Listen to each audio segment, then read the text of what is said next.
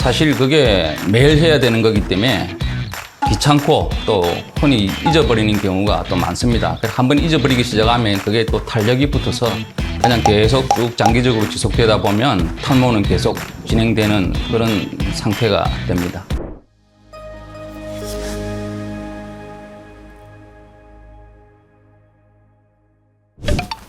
안녕하세요. 답변 심어드리는 드림 헤어라인 원장 박용호입니다.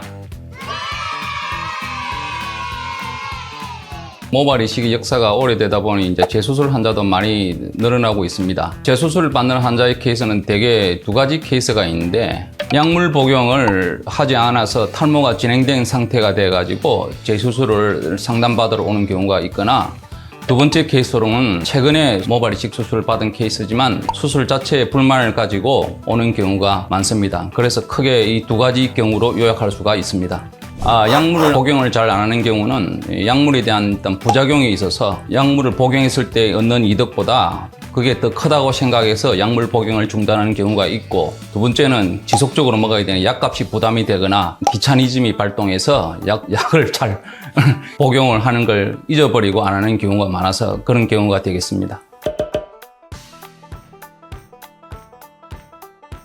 첫째는 밀도가 떨어지는 경우가 있고, 두 번째는 그 헤어라인이나 이런 디자인 자체가 마음에 안 들어서 오는 경우가 있고, 그 외에 여러 가지 경우로는 뭐 본인이 라인을 좀 더 내리고 싶다든지 만족을 추구하기 위해서 오는 경우가 있고, 되게 이런 경우가 많습니다.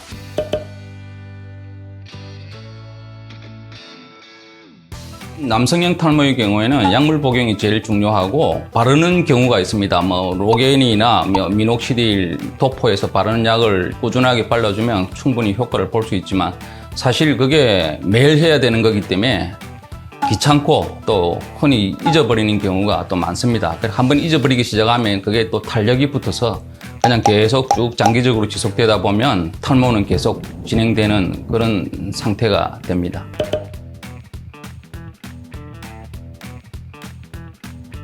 미녹시딜을 도포해서 바르는 경우가 부작용이 심해서 알레르기 반응이나 피부에 모낭염이 생긴다든지 그런 경우에는 그 도포를 중단하고 먹는 약물로 바꾸어 가지고 그 미녹시딜정을 처방해 주고 있지만, 미녹시딜 약을 또 복용함으로써 오는 또 부작용이 있기 때문에 그런 부분을 잘 감안해서 용량을 조절해 가면서 먹는 게 아주 좋다고 생각합니다.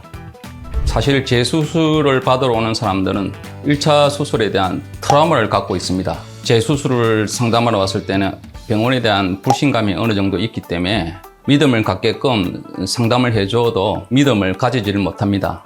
그래서 1차 수술이 참 중요합니다. 1차 수술을 환자가 만족감을 가질 수 있게끔 수술 결과가 이루어졌다면 병원에 대한 신뢰나 그 의사에 대한 신뢰가 확실하게 자리를 잡을 수 있겠지만, 1차 수술에 대한 만족도가 떨어짐으로 해가 2차 수술을 하는 경우에는 의사가 다 그렇지 않나 하는 그런 불신감을 갖고 오기 때문에 신뢰를 가지기가 쉽지는 않습니다. 그렇지만 우리 드림 헤어라인은 수술을 하는 모든 의사들이 다 경력자고, 또 나름대로 제가 대표 원장으로서 품질 관리도 충분히 하고 있기 때문에 수술에 대한 불만족은 최소화할 수 있는 쪽으로 좋은 결과를 많이 만들어내고 있습니다. 그래서 1차 수술에 실패했다고 해서 너무 좌절이나 절망하지 마시고, 2차 수술을 상담할 때는 그 의사의 경력, 병원에 대한 수술의 후기들, 수술에 대한 비포 애프터 사진들을 면밀히 잘 관찰해 보시고 신중하게 판단을 해 주시면 좋은 결과를 얻을 수 있을 거라 생각합니다.